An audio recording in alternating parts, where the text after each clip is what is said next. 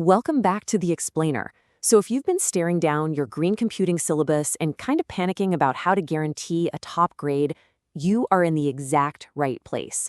Today, we're locking in 10 guaranteed exam marks by completely demystifying those data center efficiency metrics that always seem to trip students up.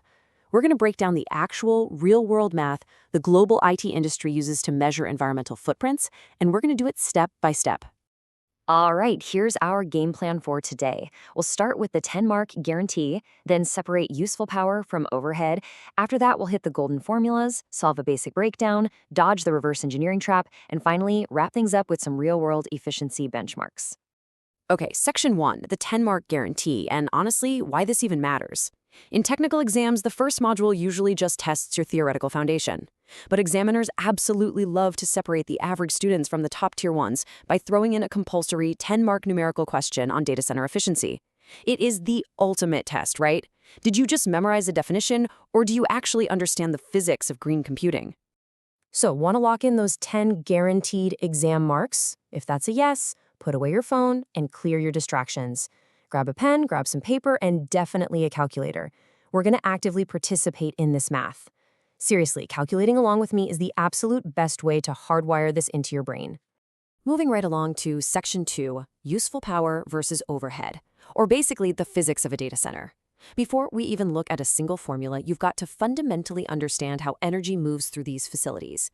When a massive Google or AWS data center draws, say, 10 megawatts from the electrical grid, not all of that power is actually computing your data. In fact, a huge, honestly shocking chunk of that electricity is entirely wasted on non-computing tasks. We divide all this power into two strict categories. First, you have IT equipment power. This is the useful stuff, the electricity directly eaten up by your compute servers, storage drives, and network switches. It's the energy doing the actual work. Contrasted with that, we have total facility power. This is the whole shebang, the absolute total drawn at the utility meter. It includes the IT equipment power plus all the overhead.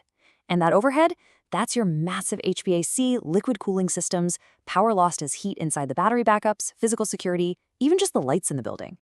All right, let's dive into Section 3, the golden formulas, specifically PUE and DCiE.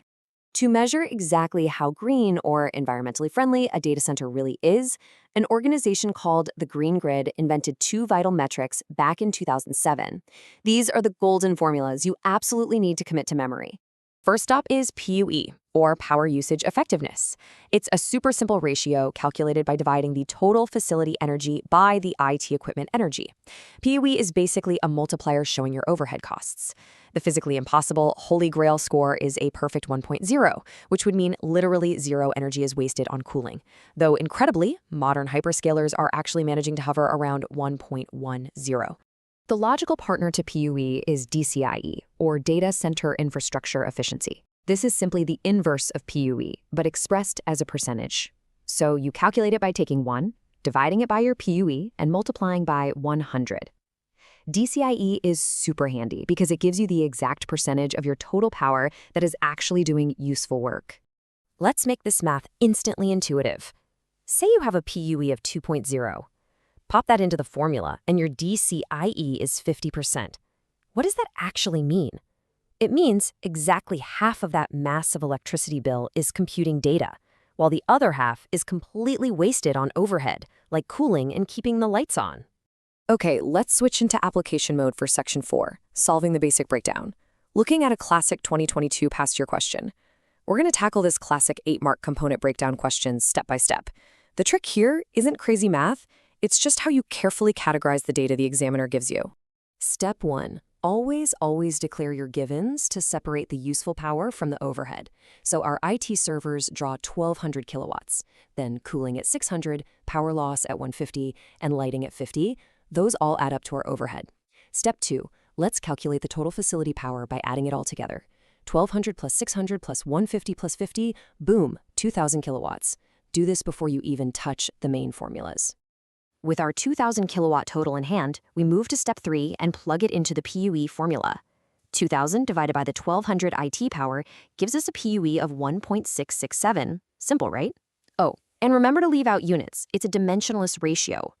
For Step 4, DCIE, We divide 1 by that 1.667, multiply by 100, and land on a nice, clean 60% efficiency. Now for step 5, which is where almost everyone messes up. Do not skip the qualitative conclusion. Evaluating your result against industry baselines is where the big marks live. You have to tell the examiner what the number actually means in the real world. So you'd write, a PUE of 1.67 is moderately efficient compared to historical averages of 1.8, but it lags behind modern targets of under 1.2.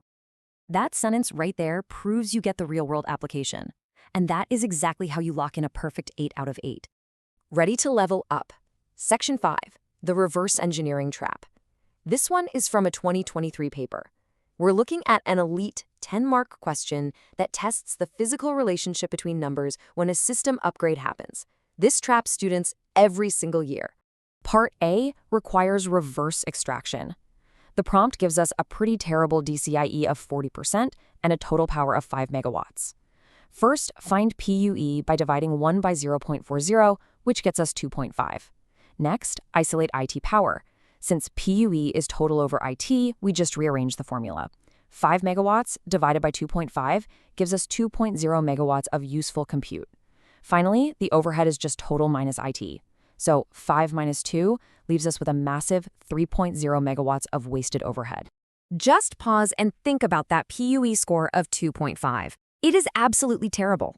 It literally means for every 1 megawatt of actual compute power doing its job, a staggering 1.5 megawatts is entirely wasted just trying to keep the servers cool and the facility running.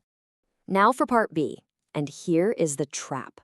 The company upgrades to outside air-free cooling, dropping overhead by 1.5 megawatts. The trap is using the old 5 megawatt total for your new math. You can't do that. We have to take our old 3.0 overhead and subtract the 1.5 saved, which gives us a new overhead of 1.5 megawatts. The IT workload hasn't changed, so IT power remains 2.0. So we must calculate the new total facility power by adding the new overhead and the constant IT power. 1.5 plus 2.0 equals a new total of 3.5 megawatts.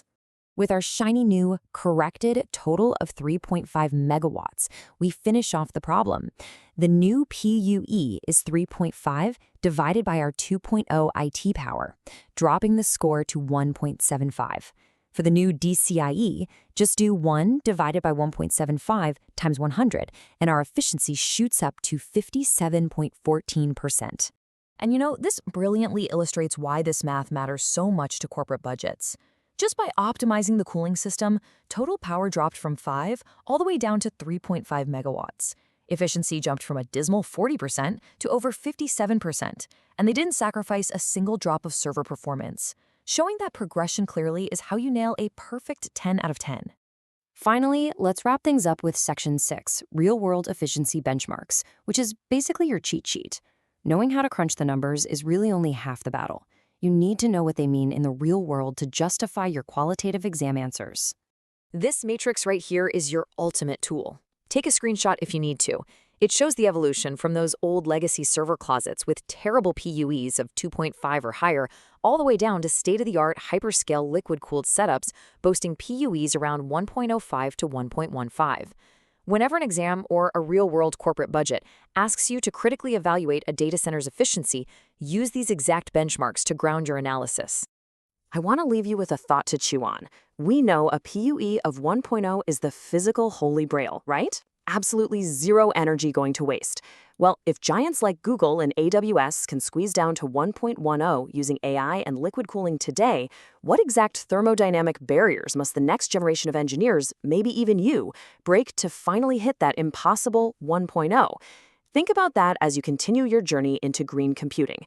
Thanks for joining this explainer today, and best of luck locking in those marks.